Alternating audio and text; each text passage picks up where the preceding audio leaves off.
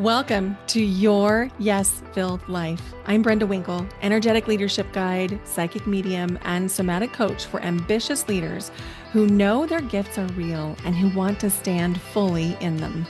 Here, you'll learn how to trust your intuition, embody your vision, and step into the freedom you've been craving, all without chasing more certifications or carrying stuff that does not belong to you. Every week, I'll share powerful practices and conversations with thought leaders and changemakers that help you transform your vision into embodied confidence, claim your gifts without apology, and lead with both clarity and freedom. Because your gifts aren't cute, they're powerful, they're real, and they're needed.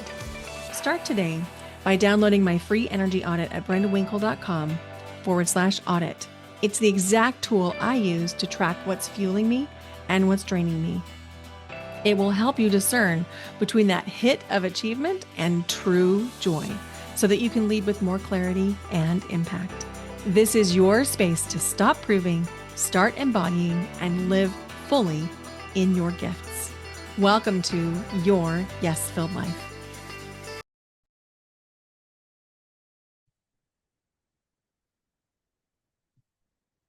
Hello, and welcome to Your Yes-Filled Life. I'm your host, Brenda Winkle.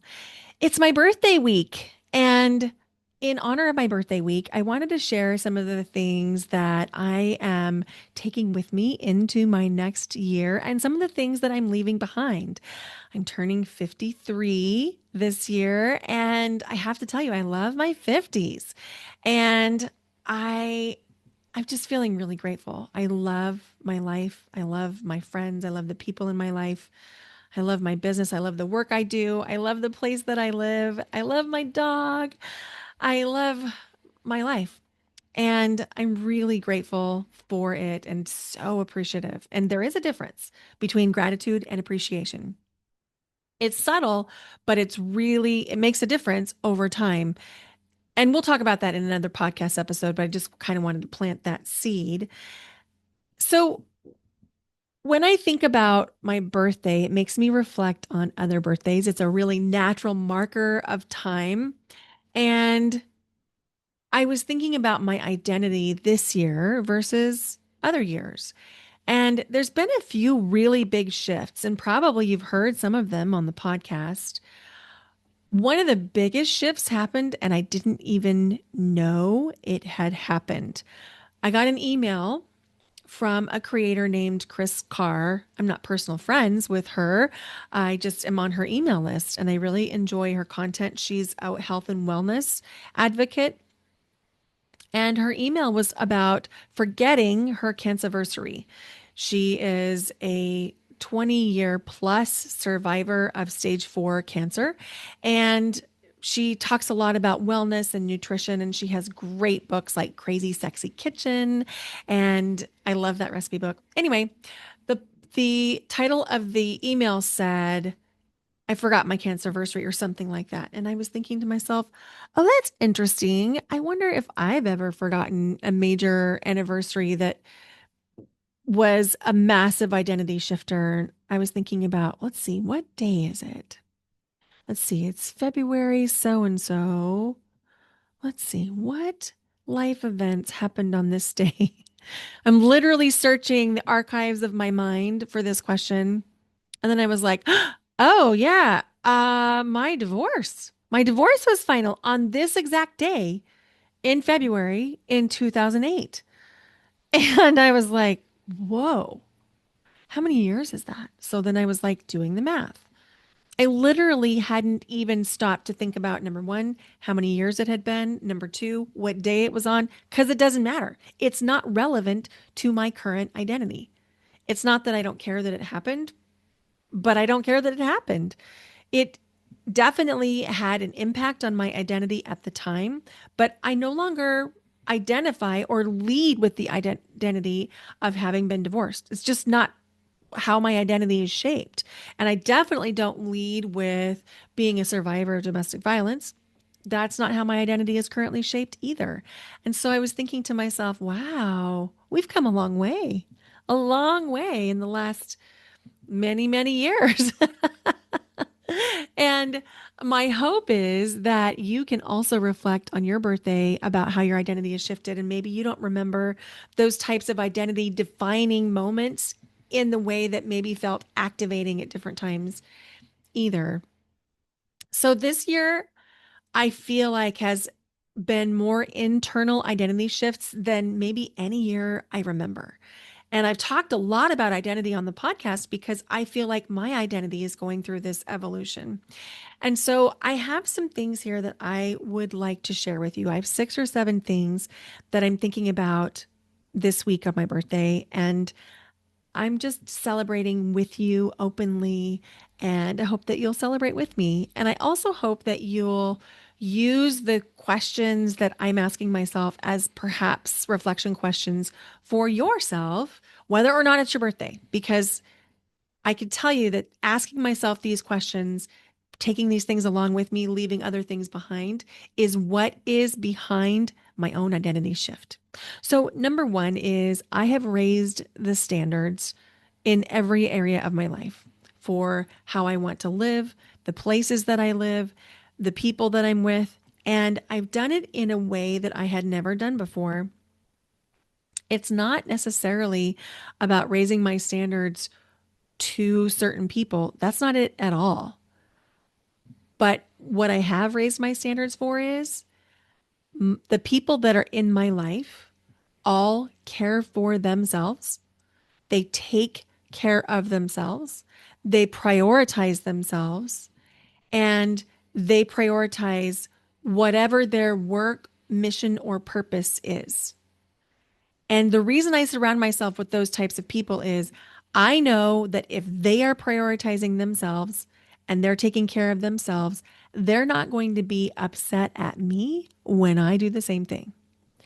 And if I maybe slip, they're going to call me out on it. And if they slip, they know I'm going to call them out on it because we're rising together. And the people that are in the inner circle of my life know that in order for me to continue to rise, I have to have squeaky clean boundaries and I have to have radical self care, radical self acceptance, and total self led responsibility and self leadership.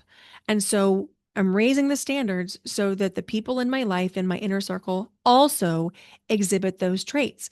Because if there's someone in my life who is a martyr, I know that they're going to do things around me or for me, and then it's going to come up in some codependent way that does not feel good to me. And that costs me energy, time, and bandwidth. And quite frankly, trust. It makes me not trust those people. And so when I raise my standard to my inner circle, these are self led people. And that feels so clean and so good. And it's not that I don't have compassion for people that are martyrs or that are stuck in their codependency or stuck in the caregiving and they won't get out of it. I do. I have utmost compassion, but I'm not co-signing on it. I'm not co-signing that that's the way it has to be. So I'm raising my own standards for myself and for the people in my inner circle. Radical self-care, radical self-leadership, and it feels so juicy. I'm telling you, the conversations that I have had over this last year are next level. Next level. We are talking about big things. We're not stuck in the daily minutia. And that's amazing because then it gives me a chance to fully enjoy my daily minutia that walks with Bentley every day, making the perfect cup of coffee every morning with my ground beans and the creamer of my choice, whatever it is at the moment. I guarantee you it's probably flavored vanilla because vanilla is one of my favorite flavors. And it just, I'm so grateful to have these kind of people in my life who are big thinkers. They will not let me get away with my own bullshit. So I appreciate that. And I also do that for them, reflecting back to them. Hey, you are powerful. You are incredible. And we, in my opinion, need more of these people in our lives. And so that is a juicy change. Number two, I am no longer available to take advice from people who are not anyone who I would want to trade places with or who are not in the arena of life that I am. I'm no longer available for their advice. Now, I want to make a clear distinction here. I'm not talking about feedback. I am open to feedback from the people in my life, my friends, my family, my clients. I do want feedback, but I'm talking about advice, like as in you should fill in the blank, XYZ. I'm not here for it. I'm not going to be taking advice from people who I wouldn't trade places with or who aren't doing the work that I am doing. So that means that if I have, and this is something I'm making up, by the way, if I have a friend who, let's say, is working in a bank, I'm not going to be taking business advice from that person because they're not in business. They're working for somebody and it's a different kind of thing. So it's changing the conversations that I'm have going back to raising those standards for like squeaky clean self-led leadership is also knowing when I'm going to take advice. And most of the time, if I'm taking advice, I'm either trading my expertise for one of my peers or friends' expertise, or I'm paying for it. I'm not taking random advice. I'm just not here for it. There's a lot of advice in the world that keeps people stuck. And as an empath, I am very prone to receiving energy and energetic transmissions. And I can end up doing some misaligned things if I'm taking advice from people who I haven't had a squeaky clean relationship that I'm going to take advice from you. So that's number two. Number three, I am unapologetically trusting my intuition. That means that I'm going to trust my intuition over what looks good on paper, over what people say, over people's reputation. I'm going to trust my intuition. And this year has solidified to me in simple ways, complex ways, easy ways, painful ways that I can trust my intuition. And if I don't, I always regret it. There's never been a time that I regretted following my intuition, but I can tell you lots of times I regretted not trusting it. Like when you have that little yellow caution flag, or maybe it's a red flag that goes up about a situation or a person, I am trusting those from now on, including the green flags. When I see somebody who's a green flag, I'm like, ooh, yes, maybe we should go on a coffee date and get to know each other because maybe we could be friends. And that feels super juicy. Number four, I am sharing less until things are fully formed. I love to share and I love to have things to talk about with people that I'm excited about. And often, whatever it is that I'm creating is that thing that I want to share. But what I'm learning is two things can happen. One is if I share too early and then someone shares back an idea with me, it can get messed up and confusing for me. And then I can end up with something that's not fully aligned. And the second thing is, I can have my ideas stolen. They're really good ideas. And I'm not saying that arrogantly. I'm saying that because I have watched massive corporations steal my ideas twice. Two different corporations, big ones, big ones. There's an app on one of the major publishing companies that is the exact name of a proposed book that I sent in as a book proposal. And it was this whole funnel of come for this workshop, come for this writer's workshop, submit your proposal. And I believe it's an idea factory. And so I'm just not sharing my ideas until they're fully formed and ready for public viewing because I don't want them to be stolen. And I'm not saying that from scarcity or fear. I'm saying that from discernment because now it's happened twice. Number five, I resolve to spend more and more time with my loved ones, my friends, my family, my collaborators, my peers.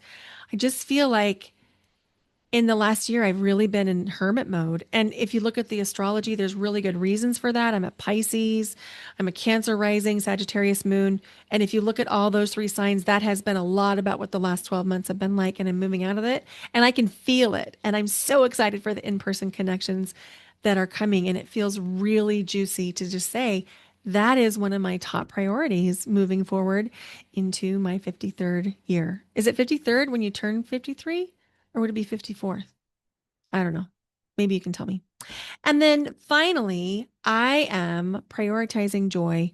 Now, over the past 11 years, ever since I came into this space, working in the healing arts, Reiki, energy work, energy healing, I have prioritized joy.